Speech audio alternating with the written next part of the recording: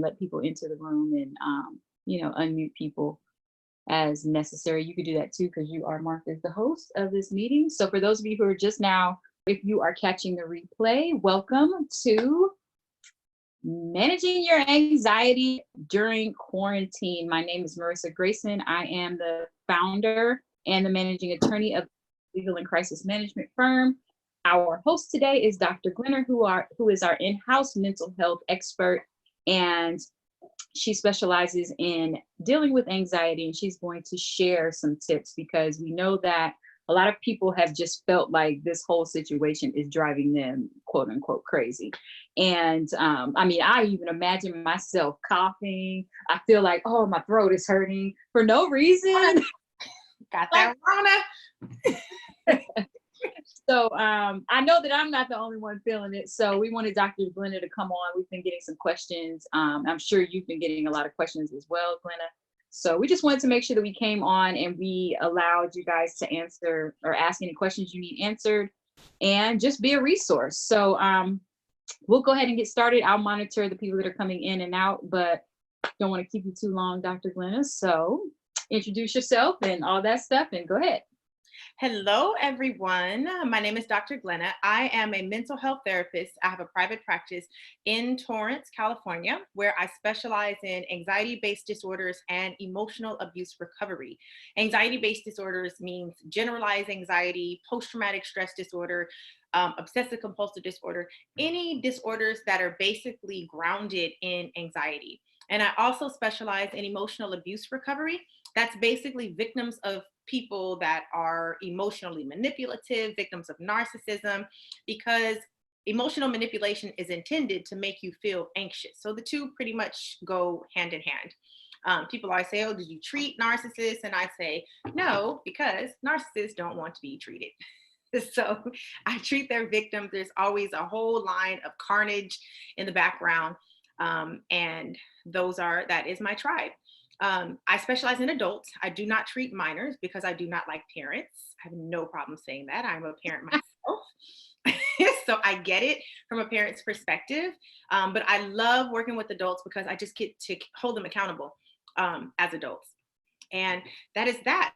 And naturally, when we are in a worldwide pandemic, I am getting questions after questions and inboxes and emails. And of course, my clients are coming in with questions, and my friends are tapping me on the shoulder like, hey, can I just ask you a little something? And just so you know, this content is going to be different, but I'm also hosting something called the Happy Hour every Wednesday at 12 o'clock. The Happy Hour is just basically a webinar where I'm just teaching different ways of managing your anxiety, different tips. I'm very, very big on practical skills. I don't like the idea of just talking about feelings and then I don't give you anything or any tips or tools that you can take with you to actually make some real change.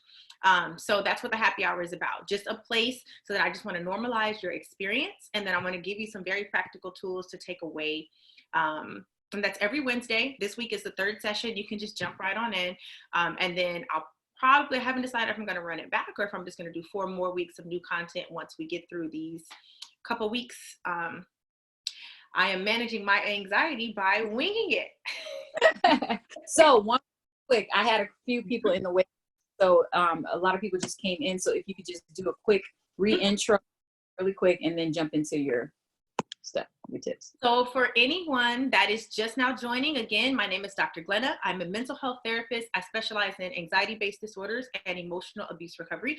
I also, I don't know if you can see it, teach the concept of therapy is a lifestyle. It is the idea of addressing your mental health before it becomes mental illness.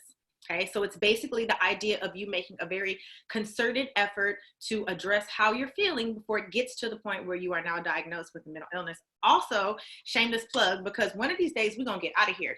I am still scheduled.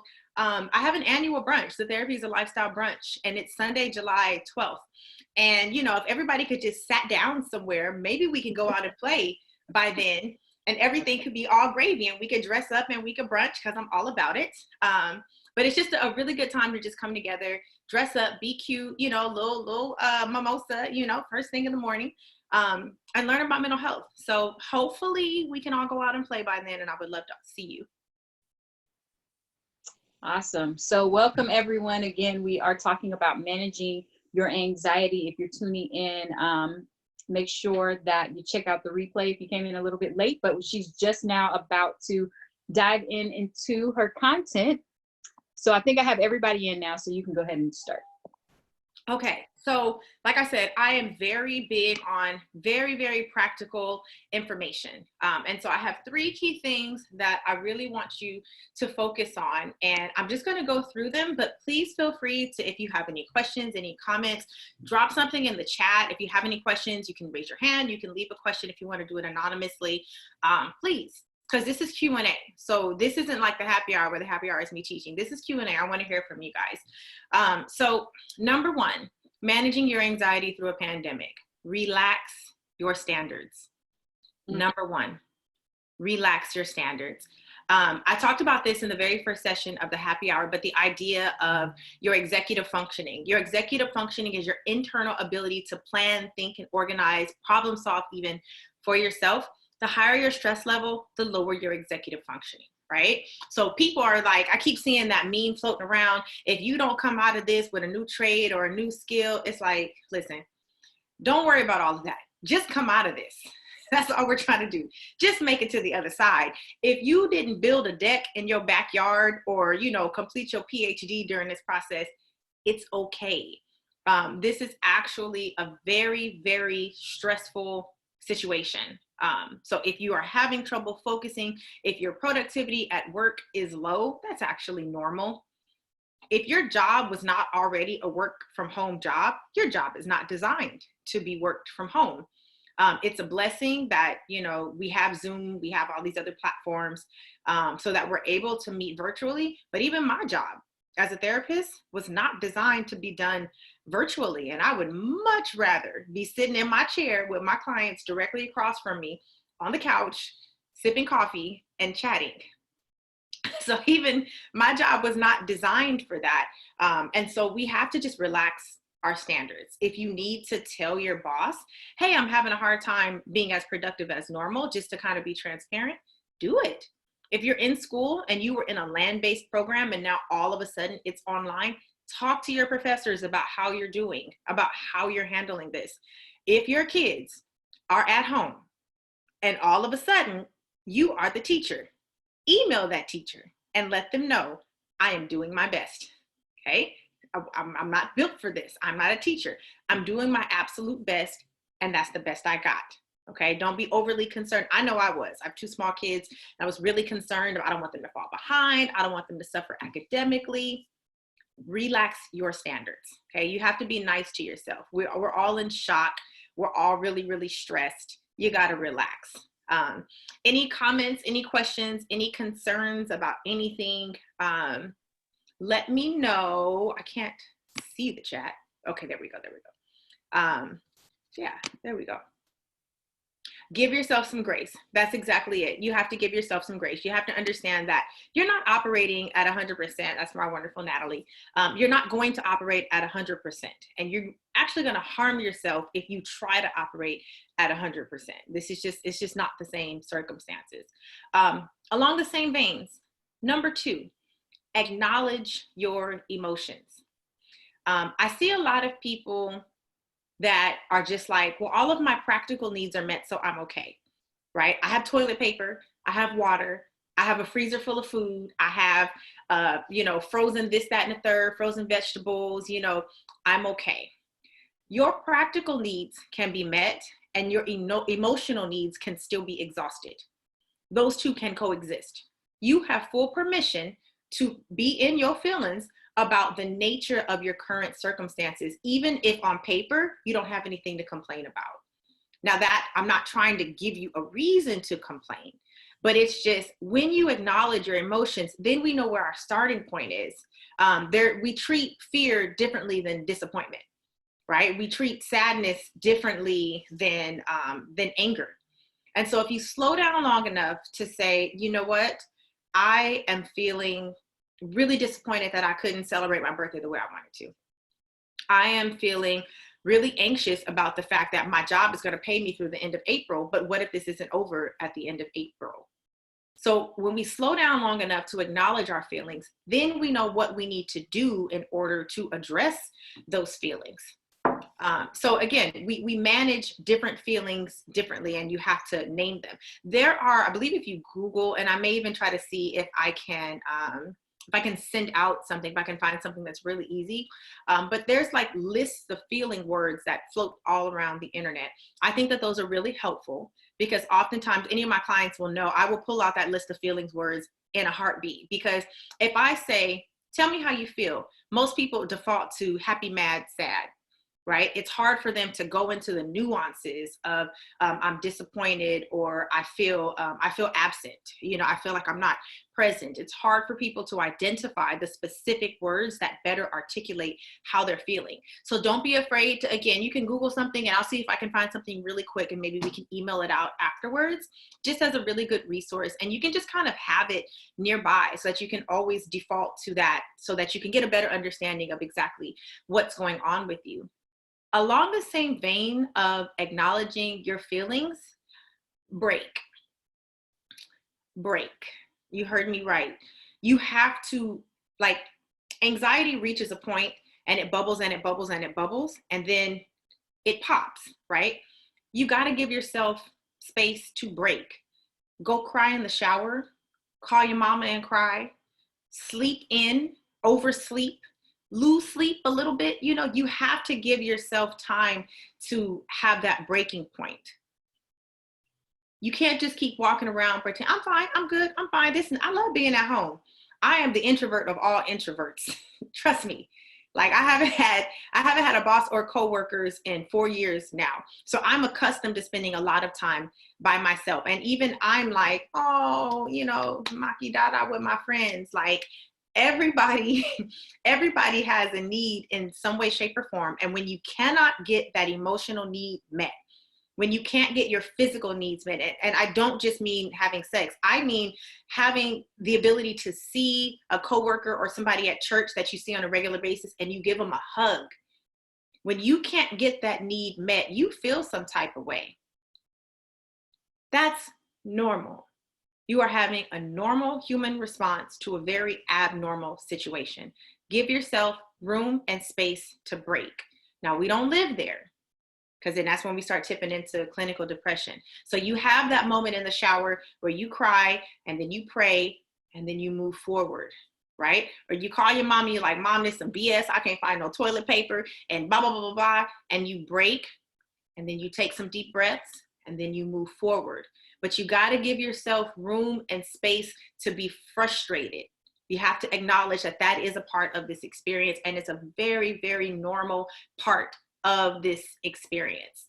Okay, so again, all of your practical needs can be met, and you still have permission to feel overwhelmed, to feel frustrated, to feel stressed.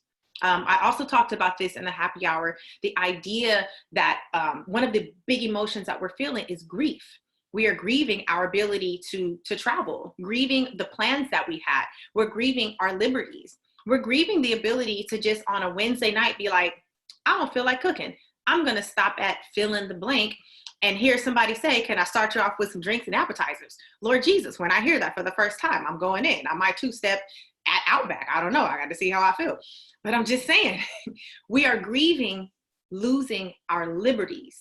We're grieving the ability to move about the world how we want to. We're grieving the ability to go to Target without thinking twice about, am I going to catch the cooties? If I go out for food for my family, we're grieving the ability to just go and come back and wash our hands just on some normal stuff. You know, now, like we were overthinking. Somebody was like, when you come home, spray your clothes with alcohol or take all your clothes off.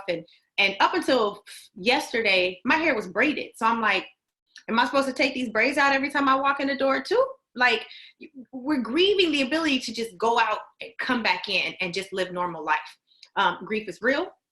It's a real feeling that you're having. If you acknowledge it and if you slow down long enough to process it, you'll be better for it. Okay. Number 3, give yourself what you need. Now, this one is tricky. I always tell all my clients, I need you to develop a toolbox, right? Because what we do for fear is different than what we do for disappointment. So what you need is very specific to you. For example, some people need to speed up. Some people need to get off the couch, get out of bed, get off of Pinterest, get off of Netflix, turn off Tiger King. If you just follow Facebook enough, you'll find out what happens to him, okay? And that he hates Carol Baskin. And that's pretty much all you need to know. Get off Tiger King, and you need to get up and you need to do more. You need to make a to-do list. You need to go for a walk. You need to do some meal planning. You need to FaceTime your best friend. You need to do more, right? For other people, you need to do less. You need to stop trying to operate at 100%. You need to take it down a notch. You need to turn on Tiger King. You need to turn on Ozark. You need to turn on Don't F with Cats. Like, you need to take it down a notch because you're running yourself into the ground striving for perfection. Sidebar, perfectionism is often an attempt to protect yourself from discomfort, from criticism. So be careful about being the perfectionist. It's not as pretty as people make it out to be. It's actually like an attempt to try to protect yourself. So take it down a notch, okay? The only way that you can give yourself what you need is, again, you have to slow down and listen to your body. Sometimes your body is yearning to go outside. So go outside. Go for a walk. I'm not saying break quarantine. I'm not saying don't social distance, but go outside and get some fresh air. Go for a walk. See what you see. Lay down in the park with the sunshine in your face. So right now in Southern California, it's raining. But so if you want to lay down in the rain, lay down in the rain. But you guys get what I'm saying. Listen to your body and get what you need, because that's going to be a little different for everybody, okay? You're basically a house plant with legs, so you need food, water, and sunlight. Literally, your body needs food.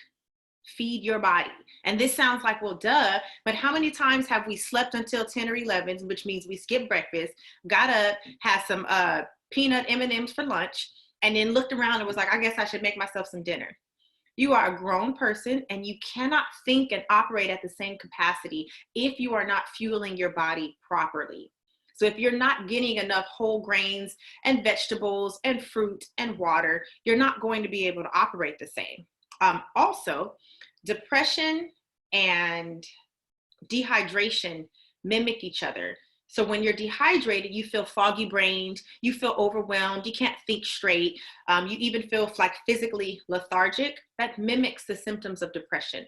So sometimes you can't tell if you are in your feelings or if you just need to go drink some water. Because again, you're basically a houseplant with legs. So feed your body like you're a grown person who needs actual meals, and drink water. Now, I know I am notorious. Try to drink water. So do what you need to do to make water delicious. Put cucumbers or strawberries or lemons or something in it, but drink water because your body actually needs these things, and sunlight. Again, go outside, get fresh air, move your body around. In the last happy hour, we talked about the happy hormones and how when you move around, it releases certain happy hormones into your system that helps to boost your mood. That doesn't mean that you need to hit, 60 minutes in the gym of like pumping hard iron. You just need to move and you'll actually be better for it.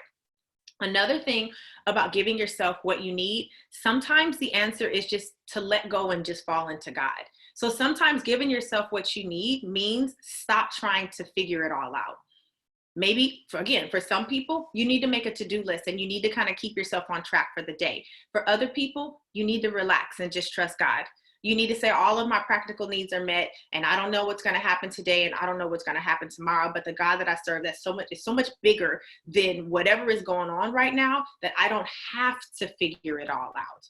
I'll be just fine if I use wisdom and do as much as I possibly can, as much as I humanly can, and then just kind of relax and let everything else fall into place. I'll be okay. So sometimes it's very basic: food, water, and sunshine, because you are a houseplant with legs. Other times you need to speed up. Other times you need to slow down. It's you that has to figure out kind of what you need. And then sometimes it's that you need to be hands off and that you just need to kind of relax and just kind of let things flow. Again, if you got toilet paper and baked chicken Everything is going to be all right. That is the gist. Those are the biggies for what I have. Those are the things that I feel like kind of summarize things up. If there's any questions, I'd love to answer questions. Any comments? Also, if anybody has had any experiences that are kind of in line with some of the things that I've said, like, you're like, you know what, I didn't even think about it that way, or, maybe I need to try that, or I read an article. There's a lot of information going around. So I would love to hear from you guys in terms of, what do you think? Okay, Nicole is physically raising her hand. Okay, unmute yourself. I felt like I was in class. I'm like, I have a question. That was funny. Thanks for calling me out, Marissa. Okay, so I personally, knock on wood, and I'm very grateful, do not typically and have yet to struggle with anxiety during this time. But I have a lot of people that I love and that I care about, who I know have struggled with depression. I don't want to put depression in quotes, but some form of not severe depression, but things that look like, right, depression or anxiety in the past. And I'm concerned, how can I lend my support or make myself a resource and just let them know, look, I'm here to support you in any way that you need, without making it seem like, because I don't want for them to feel self-conscious, like, oh, Nikki thinks I'm going to be depressed again or whatever. And I don't, again, because I don't suffer with that, I don't know if that's something that people deal with, like, if people know that they are depressed or they think that they're having anxiety, if they try to protect that in some way. But how can I, as a friend, reach out to somebody that I care about to make sure that they're doing okay? And if they're not, is there any way that I can help? How do you reach out as a friend to ask if they are doing okay? That's one part. And then if they're not, what do I do? So we're going to work backwards a little bit. Okay. If they're not, what do I do? When someone is suffering from anxiety, and just to clarify what you were saying, you can have symptoms of depression and not be depressed. You can have symptoms of generalized anxiety disorder and not meet criteria for full diagnosis. Okay, so what you're saying is basically that people can experience moments of depression and not be depressed. You can even have a couple days where you feel depressed, and that's not considered a depressive episode. Okay, so just to clarify what you're saying. If you want to help somebody in your life that kind of struggles with these things, ask them. Because just like what I was saying when it was like, give yourself what you need, that answer is going to be different from you to me. Some people are like, I just need to lay in the bed and do nothing. And other people are like, nope, I got to get up at 7, shower. I'm putting on a business suit in the living room. Like, well, if you got to wear a pair of pumps in your living room, if that makes you feel solid, by all means. So it's the same thing when somebody is struggling with excessive anxiety or with depression. It's the exact same thing. Ask them, what do you need? What can I do for you? If I leave you alone, will that help? If I lean in, if I sit here quietly, if I send you some prayers, if I send you some quotes, if we read a book in tandem together so that it doesn't feel like you're alone, ask them, what do they need? Oftentimes they can tell you. If they can't tell you, then they might be a little more severe, or they just may not have the self-awareness to even know. But just the best thing that you can do is ask the person and then honor it, right? And so then working backwards, that's once you know that something is wrong, then you have already asked them and you just implement whatever it is that they need. Like, hey, girl, I see you with that look in your eye. Come on, let's go take a walk. Because you already know what's in their toolbox. And then how do you reach out to them? Just like that. I just wanted to check on you. And I even hear what you're saying in terms of like, people never want to be treated like every day is their bad day.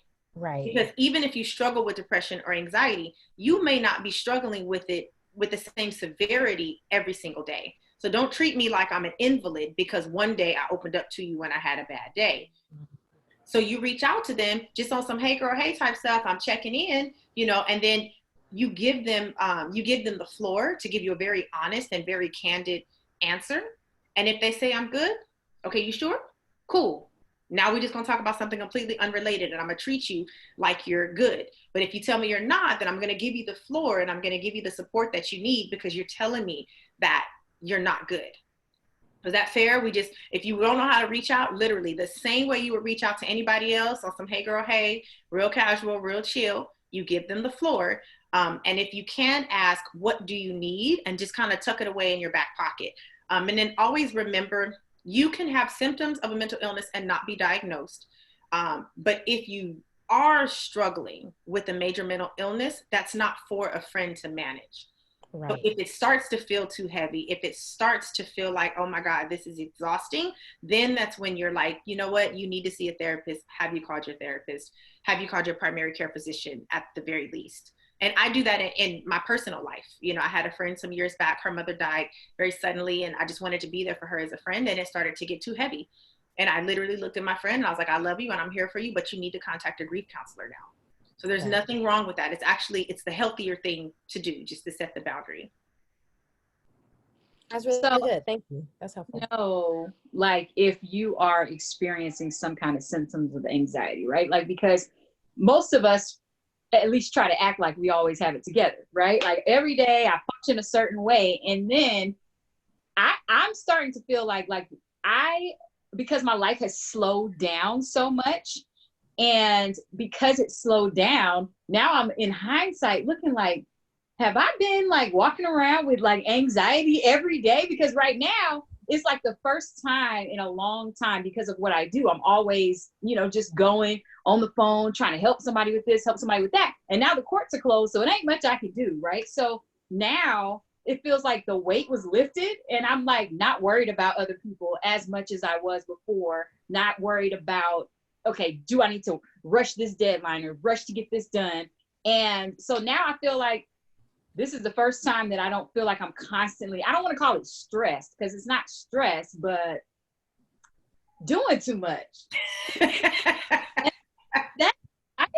Like, what in the, it's like before every move that I make was based on a deadline, right? I got a hearing this day. I got to file something. I got to do this. Oh, I got to call this client back because there might be an emergency. And now there's really no emergency unless it's a real emergency, right? So now I'm like, okay, so coming out of this, I don't know what my life is going to look like, because I've been in slow down. Y'all just going to have to chill. You're not about to project your drama on me today mode versus when this is all over with, right? Am I going back to everybody's emergency is your emergency? Yeah. Yes. Yeah. Yes, you are, because you're a really good lawyer. So yes. Okay, so let's start with this. You were like, no, it's not stress. Like, yes, it is stress, right? But everybody's temperament is different. So you're built for it. So like I've been in social services for the last 17, 19 years. I don't know. I'm terrible. I'm a social worker. I'm bad at math. Like that's like the running joke of the social work community. But I've been in social work for almost 20 years, basically, right? And I've been specifically in mental health, specifically one-on-one diagnosing, treating major mental illness for over 10 years now.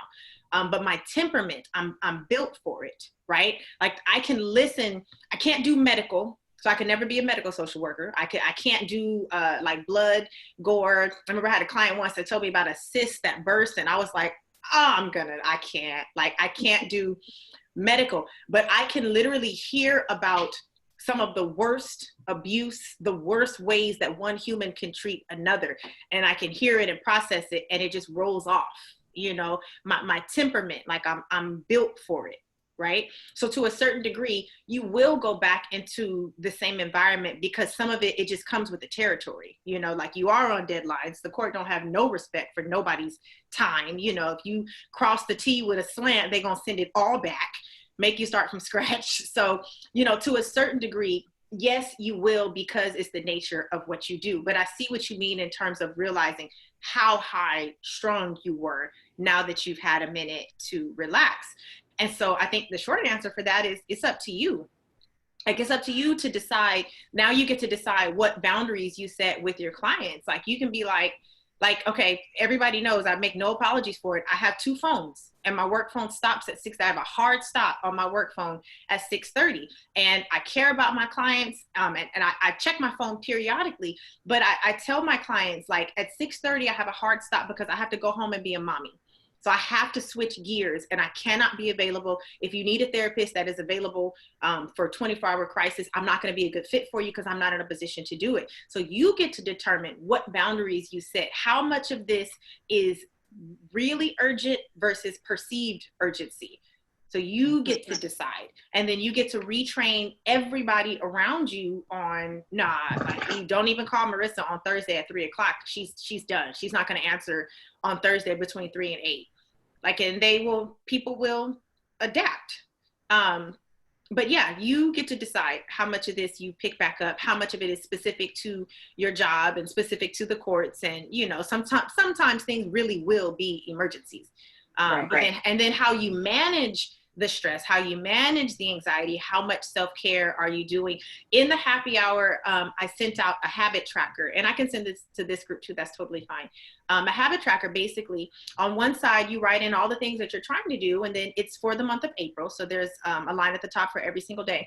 And like on my habit tracker, I have, oddly enough, did I work all day? Like, did I work really hard? Because I can tell I'm working twice as hard. Being a therapist behind a computer is twice as hard as being in the room, because I can't feel people's energy. So if I have a day where literally I had a day where I worked from 9 to 7, just worked all day long, I'm tracking those days to see if they're in line with the same days that I didn't eat 3 meals, didn't drink water, didn't do any exercise, didn't do any self-care.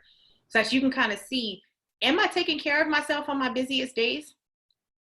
And then you got to make some changes, make some adaptations. I think that's the word. Adapt to certain things. You know, like if you find that on your busiest days you don't drink any water, it's like, okay, I just need to be more aware. Like you can look at your schedule the day before and be like, this day about to be hectic. Like let me put a water bottle in a trunk, a water bottle in my office, you know, something to make sure that in spite of my job requiring me to be super busy, I can still practice self-care. Anybody else got? You can unmute yourself. Okay, well, I have another one. High school kids, high school seniors, school athletes who are all like their lives have been stopped, right? So you have two different, of course, if anybody's on social media, you got two different groups. One group that's like, oh, my teenagers, they're depressed, they're sad, they're this. And then you got the other people like, tell your teenagers to just be happy they're alive. Right? So what are some tips for people who are parenting high school seniors, athletes, who literally, you know, the rest of their year, their high school career has been shifted? How can they help them? So similar to what I was saying earlier, all of your practical needs can be met and your emotional needs can be in shambles. The two can coexist. So I get to say I'm grateful to God that I have toilet paper and water and a freezer full of chicken, and still be in my feelings about the fact that I can't go to Hobby Lobby, or I can't walk the mall, you know, at the drop of a hat. Like the two can coexist, and you are not ungrateful if you are in your feelings because your prom got taken away, because your graduation, your senior week, you know, your senior ditch day. Like every day is senior ditch day right now, and ain't even flying no more. Like, you know, because those things got taken away. I mean, we indoctrinate our kids to go to school, and the pinnacle of education, of primary education, is senior year. And so for it to be taken away, and granted, I mean, we're doing it to keep our kids safe, so, you know, it's not in malice, but it's still being taken away. So in terms of them, like, give them room and space to grieve. This is the biggest thing in their life right now. It's easy for us to be like, man, it's whatever, because like once you become an adult, you have 27,000 more big experiences, you know, to look past. I mean, to look at and to reflect on. And so your high school graduation and your prom, they become something on the shelf, but they're just not as big anymore. But right now, those kids, that's the biggest thing in their life. They don't have to worry about a mortgage, a car note, a maintaining a job, or was I supposed to file my taxes by that? They don't have to think about that. This is what they think about. You know, you got kids that had dresses that were already made, you know, plans that were already made. So give them room and space to grieve. Acknowledge their feelings. Don't belittle their feelings. This is a real actual thing for a lot of parents too. Like I know I have a friend and her daughter is stellar. I mean, grades, just stellar all the way around. And we're all really disappointed because we all wanted to see her, you know, walk and go to prom and things like that. So it's hard on the parents too. If I was a parent of a child that was a senior, I would be trying to look for a way to recreate this in the home in real time. But my kid and my kid's best friend will be having a prom in August. Like I'm serious, like to the best of my ability, because that's just, you know, that's me. And so if you're a parent and you have the ability to do that, maybe collaborate with a few other parents. And I would still try to find a way to give that to them. A prom, a senior week in the summer, or, you know what I mean? Some way so that it doesn't completely get taken away from them. And also just humans operate better when they have something to look forward to. So if it's like, listen, I can't give this to you right now, but just give me a second and I promise I'll give you this. It's not in real time. It's not with your class. It's not the same thing, but I'll give you something, you know, and see if that gives them some solace, unless you got a Veruca Salt that's just like, I want it now. Like I can't, if you got a Veruca Salt kid, I can't do nothing with your kid, but give them room and space to have feelings. But I would also try to do something to give them some hope for the future. Okay. So I think this is my last question that I had. And I know you talk about this a lot, but for everyone on, what are some signs? Like, how am I going to know if whatever I'm feeling? Let me give you an example. The other day, I went to the grocery store, got everything I needed, but I came home. I did that take off your clothes thing, throw everything straight into the washer, took my gloves off, you know, all of that, because I just don't know, right? First you're saying don't wear masks. Now they're like, everybody needs to wear masks. I'm like, well, which one is it, right? So I'm just paranoid, so I'm just doing everything I can, right? So I come home and full, refrigerator's full, kids are happy running around, and then I just felt like crying for no reason.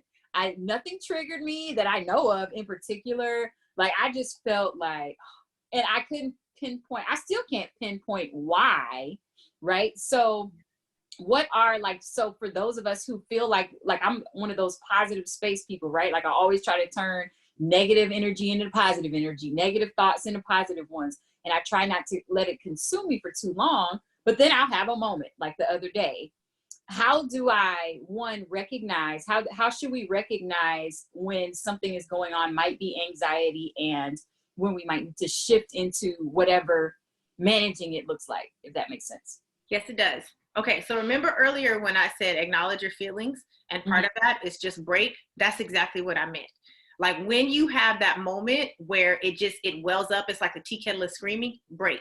If you feel like crying, go cry. There's actually adrenaline in your tears, adrenaline and cortisol. Cortisol is the stress hormone. So, you know, adrenaline pumps in your body when there's fight or flight. So basically your body is under stress. And so it keeps it keeps releasing this hormone that is telling your body that you need to fight. And all you doing is going to Albertsons, right? So you don't really need to fight, but your body doesn't know the difference between actual danger and perceived danger. So it's giving you this stress hormone and your body is flooded with it. So when you cry, you release it. So break and cry and release it. There's absolutely no need to be like, I'm good, I'm tough. Like ain't nobody no real Compton City G's out here. Break, cry. And then once you let it out, take some deep breaths, you know, go get a hug from your partner or whatever you need to do. And then we move forward. The thing about anxiety, and I'll talk about some signs of it. A lot of people who aren't familiar with it don't know when they're walking around with it.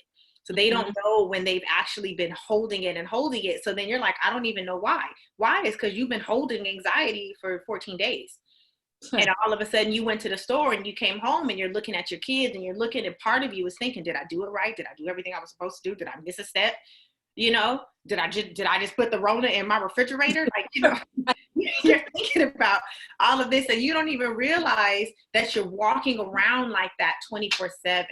You're going to sleep, you're not getting rest, right? Your body is just sleep, but it ain't restful. So you wake up and you're still tired because your brain is going all night long. That's why I say break, just let it out. So signs of anxiety. First of all, everybody has anxiety.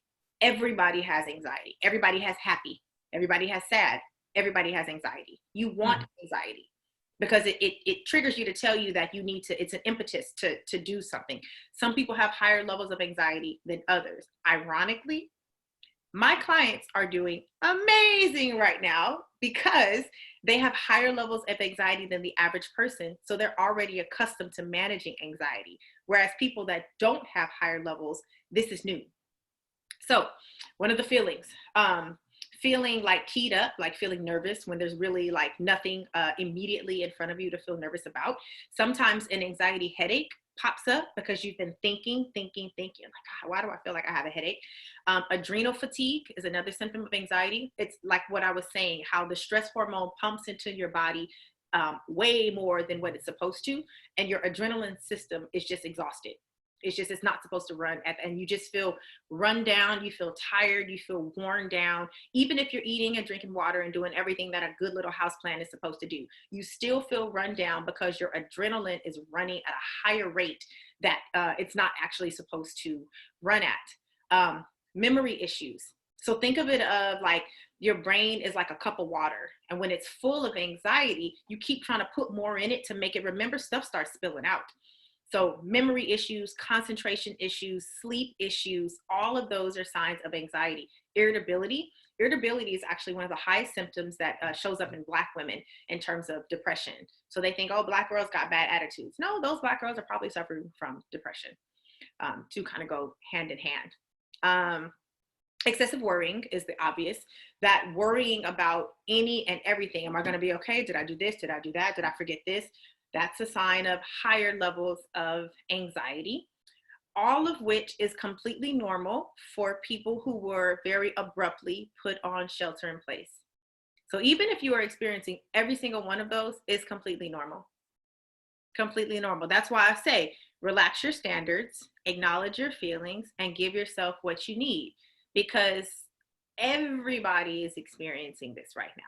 Nobody is exempt. You're not weird. You're not strange. You are unique in that you are who you are, but your experience is not offbeat. Girl, hi, my name is Marissa and I have anxiety. But I feel like I need to like what? It just happened. Like, okay. All right then. Like we're all like we're cooped up in the house. You know, think about it. On a regular week, like say we had a crazy week, you might be like, Glenna, I'm in Torrance. Let's go grab some lunch, right? And then we will get together and we'll chit chat, may have a drink, have some food, we socialize. When people are together, you physically feel each other's energy. Right. We thrive off of that. That's why I say therapy for me, I didn't realize how much I was cheating, but I can physically feel my client's energy in session. And so I'm working twice as hard because I can't feel it through the laptop. I don't feel the vibration through the laptop. So when we're all together, when we're laughing, joking, you tell me something, I validate your experience, you validate my experience. Like looking out for other people is a way of showing gratitude. And that also helps the happy hormones to flow. We don't have access to those things. Not to mention these kids. Listen, Linda, if I get a mommy can, I want mommy can. No, you can't. No. And ironically, like for me, the nature of what I do, they can't be with me because I have sessions and they little behinds will be popping up trying to wave at all my clients.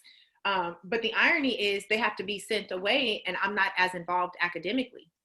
So I have to trust that where they're going, that they have that on lock because I just, so yeah, this experience is unique. I always tell people this is some pages in a chapter. We won't even give this a whole chapter of a book. This is just a couple pages in a chapter. It's going to pass. This is not our new life. This is our temporary life. It's not going to go on forever. And when it's time, July 12th, we going to brunch for the gods. July 12th. I hope you got your backup date. Oh, I do. I called my venue. I was like, do I need to change my date? They was like, ma'am, we working on April and May. You're going to have to call back at the end of that. All right. That's funny. I forgot what I was about to say. Anybody else got any other questions, comments? Anybody want to share anything? Go ahead, Shannon. Okay. Yeah. See, I don't know how to virtually raise my hand, so I'm like, Nikki, look, can you see me? I just honestly really appreciate what you're doing and the information that you've given us because, like Marissa was saying about the feeling like crying, I didn't just feel like crying. I literally leaned down to get something from the printer, and tears just started. I mean, flowing to the point that I was sitting at my chair, sitting on the floor at my chair, almost under my desk. And my mom came in my office and she said, well, can I touch you? And she said, do you need to just cry it out or am I allowed to touch you? And I told her it was okay. And she just put her hand on my back. But just everything that you're saying is sort of validating that experience. Even with when you were talking to Nikki and telling her how she can reach out. My mom was really good about that and just asked, is it okay for me to touch you or do I need to just leave you and allow you to feel? And it was okay for her to touch me, but I needed to feel. And I didn't realize that I hadn't been feeling, or at least allowing myself the opportunity to feel everything that has been going on. I went virtual a while ago, so being home wasn't really the issue. It was that there was so much happening and it finally all just, life slowed down enough for me to say, oh, this really happened. So I'm really appreciative just sitting here and listening to what you're saying and taking that in and then taking in those steps so that in the event that does come around again, I can recognize it. Thank you. Yep. And it's hard for us who are like our lives, right? Our work that we do in particular is fixing people's problems all day long. Like that's what we do.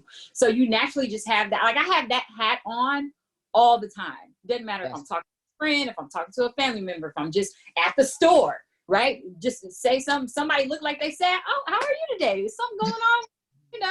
Like, and that's just a natural thing that we feel. So then when you feel that weight just come out of nowhere, it's like, hold on, wait a minute. I'm the one that fixes the problem. So what's happening here? So it's just, it's refreshing to hear that because, sometimes we might be a little bit harder on ourselves, assuming that if we're feeling that way, like get it together. You don't have time to worry. You don't have time to complain. You don't have time to be stressed. You got to do X, Y, and Z, X, Y, and Z. That's it.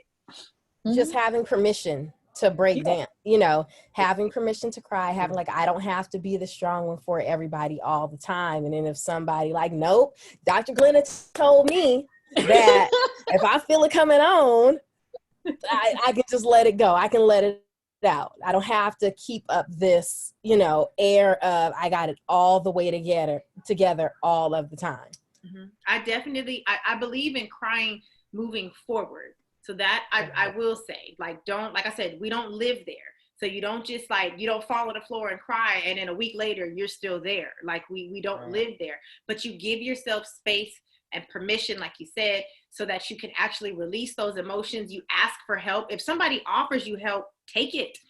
Again, if you need to be alone, then be alone. But if somebody says, is there something I can do for you? Actually, as a matter of fact, you can, there is something you can do. But I can't stress this enough. If you do cry and you do stay there, you need to call somebody and ask for help for real. So start with your primary care physician. You can start with medication. You can contact me. I can treat anybody within the state of California. There's therapyforblackgirls.com so that you can just put in your zip code and it'll find you a therapist in your area. But if you do find that you are having those moments and they're more and more frequent and you're having trouble pulling yourself out, then you should be asking for professional help. Professional help.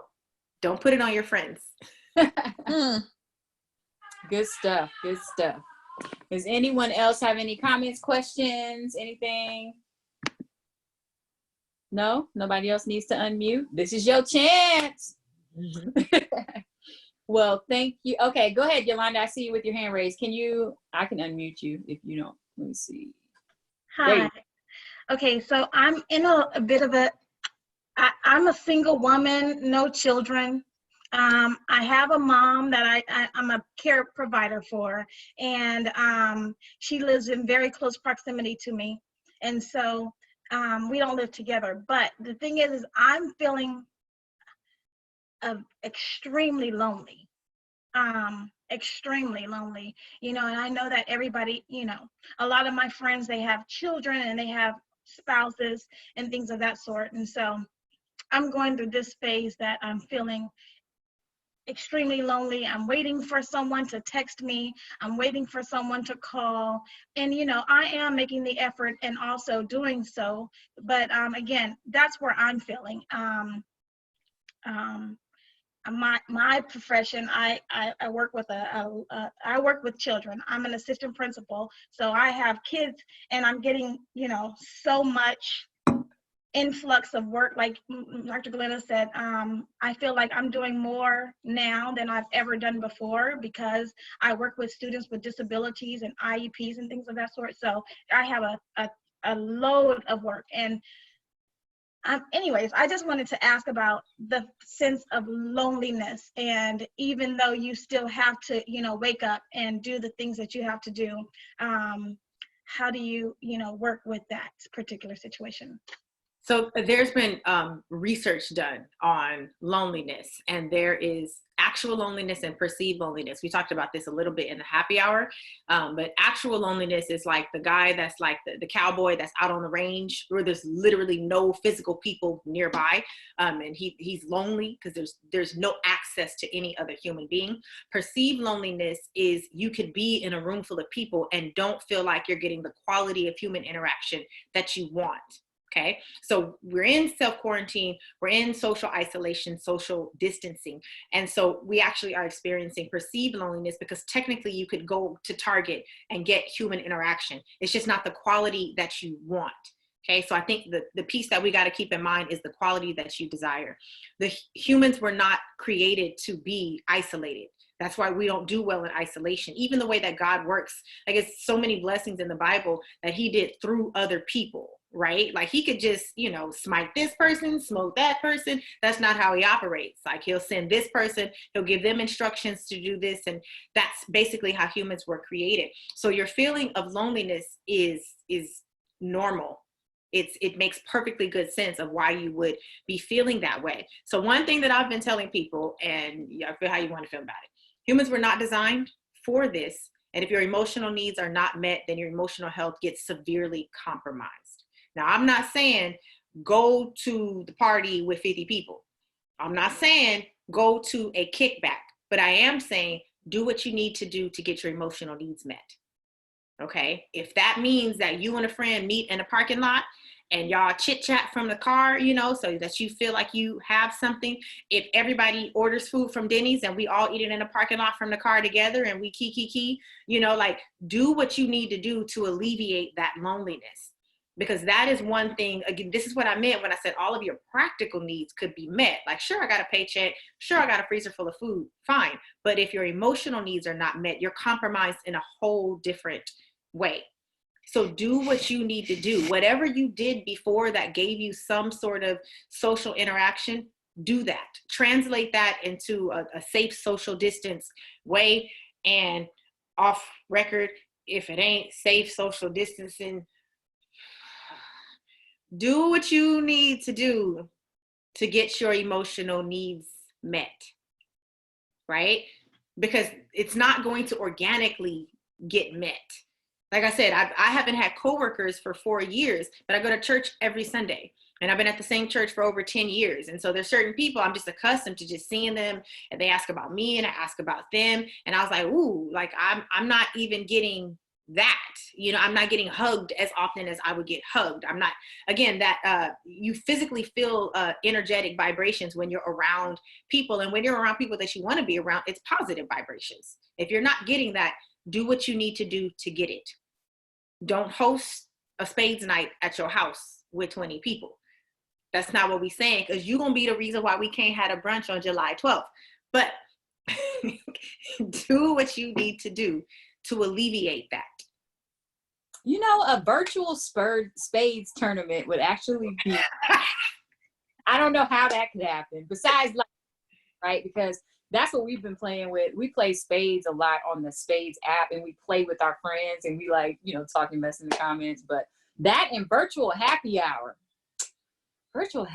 is amazing. So, you know, that's another thing that you could try as well. You know, just hopping on some video with your friends, just pick a day. Everybody have these little drinks in their hand. If you don't drink some tea or something. I think everybody drinking during quarantine. But, yeah, you know, You have to be intentional about it. Like Yeah. this is one of those things where, like I said, it's not going to organically alleviate itself. It's not like you're not going to get, you know, a training with a coworker. You're not going to get the human interaction that you would normally get. Somebody's having a birthday party, a graduation, a something, you know, a girl, let's do this for spring break. It's not going to organically alleviate itself. You are going to have to mechanically chase it down. And like I said, I am not advocating for you to host a party, but I am advocating for you to find responsible ways of getting that emotional need met. Because I always tell people an unmitigated need is an unmitigated need. It's not going to go away. Right. Good stuff. Good stuff. I love that idea, Glenna, of like getting takeout from the same place at the same time, and then just being in your car, they in their cars, and y'all can laugh and joke in real time.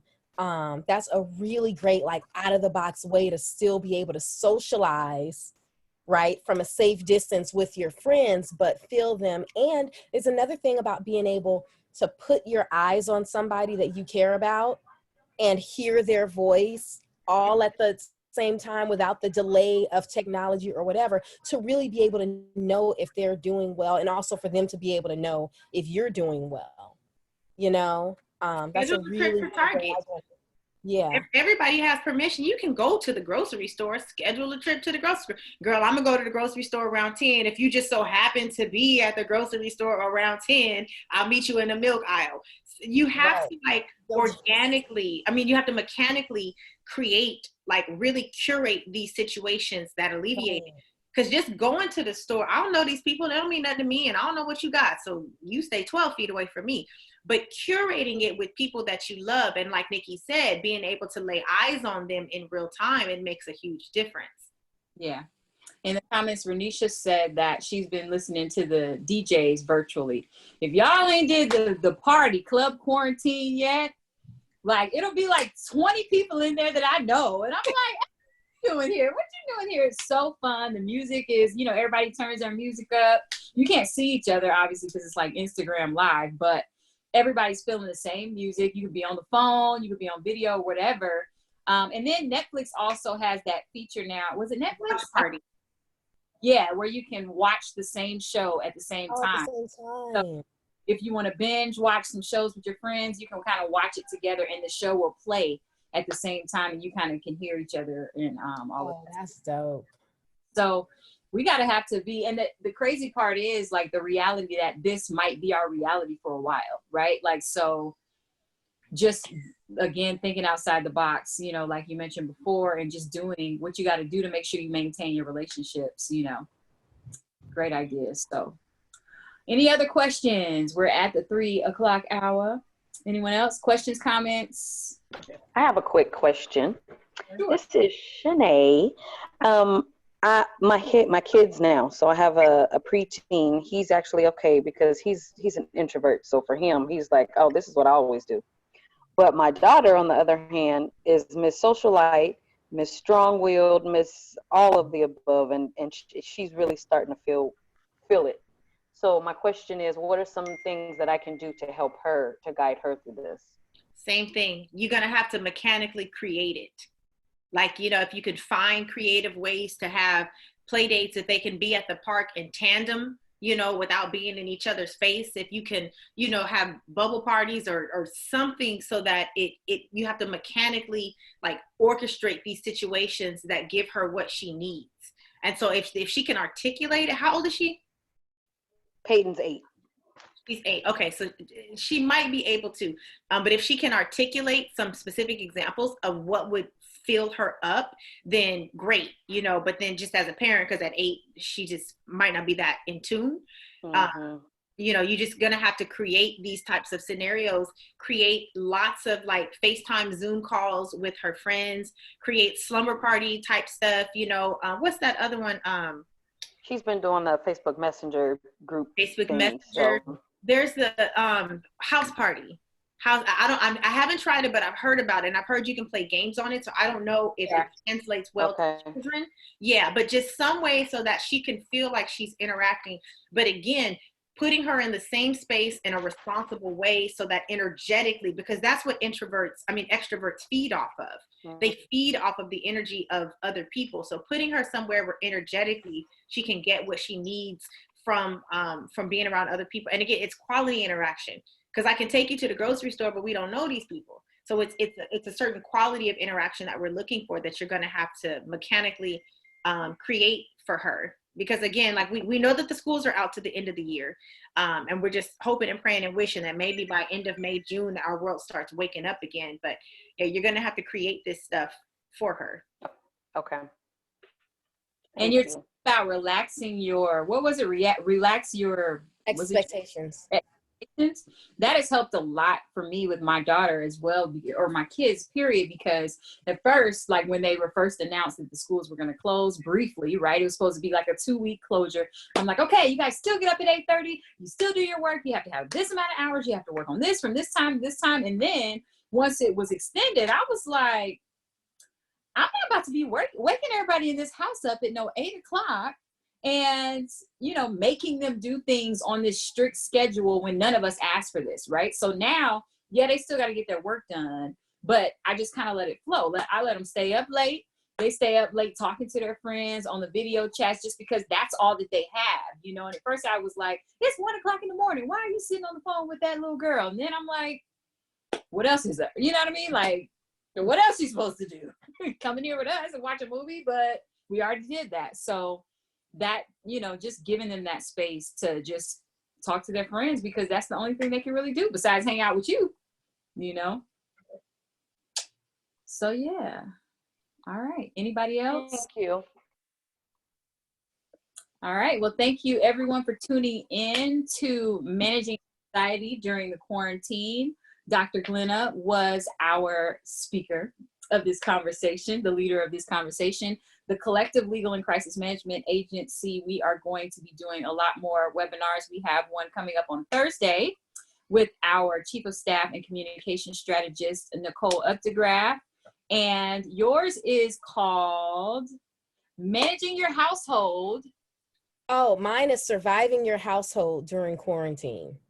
And so mine will just be about, again, how to manage your expectations, how to set boundaries, and really communicate in a way, even when you're frustrated, even when you're going through something, in a way that your relationships are still intact when this thing is over. Yes. So we got some good stuff coming up. If you're not already following us, please follow us on Instagram at The Collective Legal.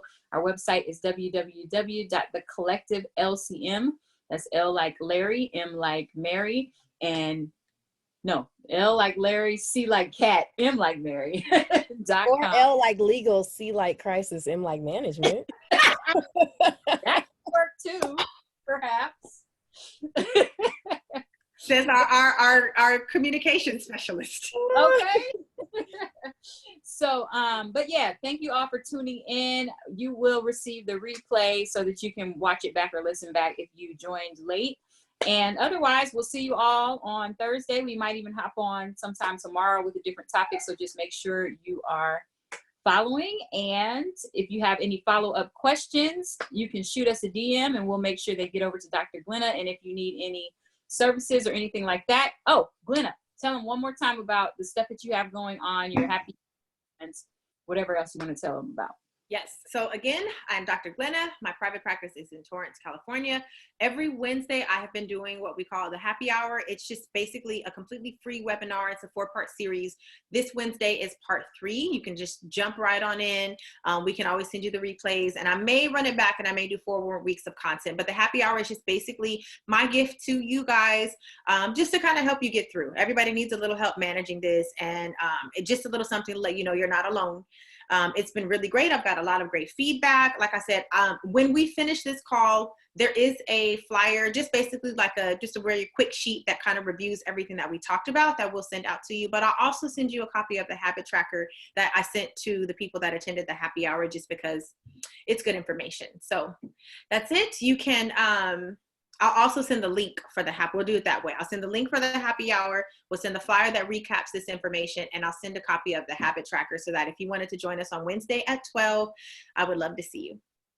Awesome. And you can all follow Dr. Glenna at Dr. Glenna LCSW on Instagram. And your website is? drglenna.com, drglenna.com. All right. Thank you all for tuning in, and we will see you next time.